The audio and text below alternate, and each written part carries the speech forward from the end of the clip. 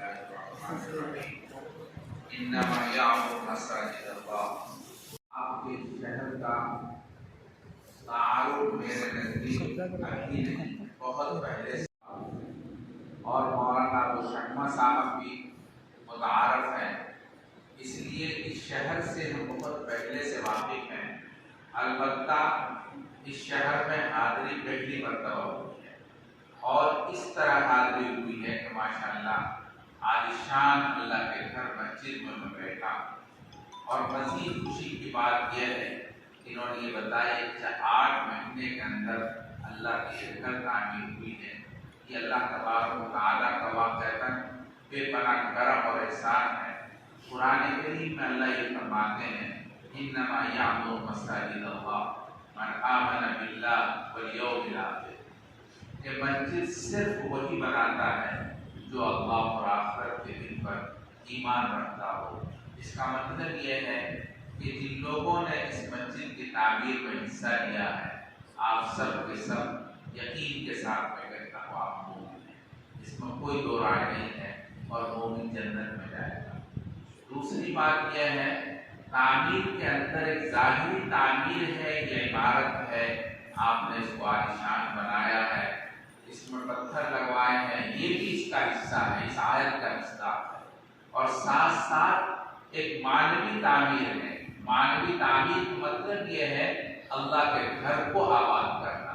اللہ کے گھر کو آباد کیا جاتا ہے نماز باجماعت سے، اللہ کے گھر کو آباد کیا جاتا ہے تلاوت قرآن کریم سے، اللہ کے گھر کو آباد کیا جاتا ہے اللہ کے ذکر سے۔ اگر اللہ کے گھر کے اندر نماز ہوتی رہے، قرآن کریم کی تلاوت ہوتی رہے، تسبیحات یہاں پڑھی جاتی رہیں، اور اللہ کا ذکر اللہ کی آواز یہاں لگا دی جاتی رہے، تو وہ اللہ کا گھر تعمیر ہے، اور وہ ذکر کرنے والے سب کے سب تعمیر کرنے والے ہیں۔ ماشاءاللہ یہ مسجد آپ نے خوبصورت بنائی ہے۔ یہ خوبصورت مسجد اللہ کے رسول صلی اللہ علیہ وسلم کے زمانے کے اندر تو مسجد نبوی تھوڑی سی تھی، لیکن بعد میں اس کے اندر توسیع ہوئی ہے، اور عالیشان مسجد بنتی رہی ہے زمانے کے اختلاف کے ساتھ۔ آج مسجد نبوی ماشاءاللہ اس کی اپنی زیبائش ہے، اس کی اپنی رونق ہے، اس کی وسعت ہے، سب کچھ ہے۔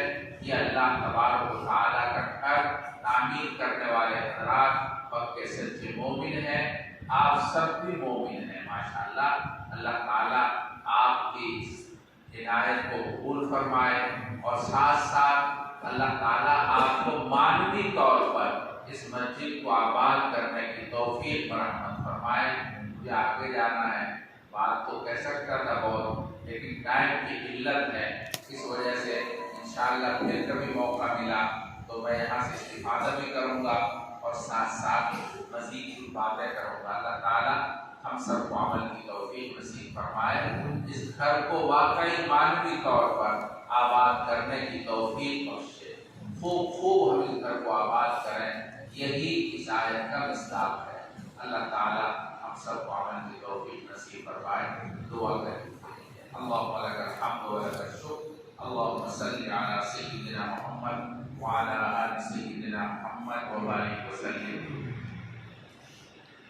ربنا وتب علینا انک انت التواب الرحیم۔ رب کریم یہ گھر آپ کا بنا ہے، رب کریم اس کو قبول فرما لیجیے، رب کریم قبول فرما لیجیے، رب کریم جیسے ظاہری طور پر یہ عالیشان مسجد ہے، یہ اللہ اپنے فضل و کرم سے باطنی طور پر بھی اس کو اسی طرح عالیشان بنا لیجیے، اپنے ذکر سے، اپنے فکر سے، تسبیحات سے، عبادتوں سے رب کریم اس گھر کو آباد فرما لیجیے۔ رب کریم سب کے دل مٹھی میں ہے، آپ کے قبضے میں ہے، آپ جس کو چاہیں جیسے چاہیں پلٹ سکتے ہیں۔ رب کریم اس گھر کے لیے لوگوں کے دلوں کو آباد کرنے کے لیے پلٹ لیجیے۔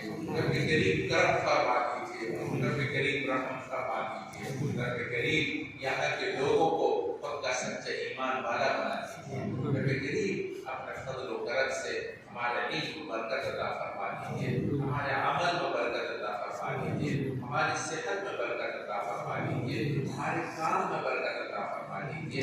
رب کریم ایک محبت محبت بھری نگاہ سے ہم سب کو دیکھ لیجیے، ایک محبت بھری نگاہ ہمارے اوپر ڈال دیجیے، رب کریم اپنے فضل و کرم سے ہم سب کو معاف کر دیجیے، مغفرت فرما دیجیے، رب کریم معاف کر دیجیے۔ ربنا تقبل منا انك انت السميع العليم، صلی اللہ تعالی علی خیر خلق محمد وعلى آله وصحبه اجمعین۔